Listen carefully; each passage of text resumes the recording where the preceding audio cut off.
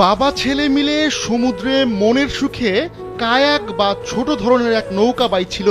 এ সময় হঠাৎ একটি হাম্পব্যাক তিমি ছেলেকে গিলে ফেলে। কয়েক মিটার দূর থেকে সেই দৃশ্য ক্যামেরায় ধারণ করেন তার বাবা।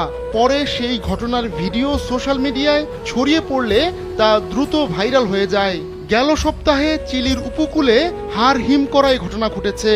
অ্যাড্রিয়ান সিমানকাস ও তার বাবা ডেল সিমানকাস কায়াকে করে যাচ্ছিলেন। বাবার চেয়ে কিছুটা এগিয়ে ছিল ২০ বছর বয়সী অ্যাড্রিয়ান। তখন ডেলের ধারণ করা ভিডিওতে দেখা যায় হঠাৎ করে একটি তিমি অ্যাড্রিয়ানকে গিলে ফেলে। কয়েক মুহূর্ত পর অবশ্য অ্যাড্রিয়ানকে উগড়েও ফেলে ওই তিমিটি। জেনেক্সে শিফট করো, লাইফকে লিফট করো। অক্ষত অবস্থায় প্রাণে বেঁচে গেলেও অ্যাড্রিয়ানের কাছে তিমির মুখের ভেতর থাকার মুহূর্তটা ছিল খুবই ভয়ঙ্কর। মাগেলান প্রণালীতে সান ইসিদ্রো লাইট হাউসের কাছে বাহিয়া এল আগুইলায় এ ঘটনা ঘটে। তিমিটি অ্যাড্রিয়ানকে ছেড়ে দেওয়ার পর ডেলকে স্প্যানিশ ভাষায় বলতে শোনা যায়, শান্ত থাকো, শান্ত থাকো।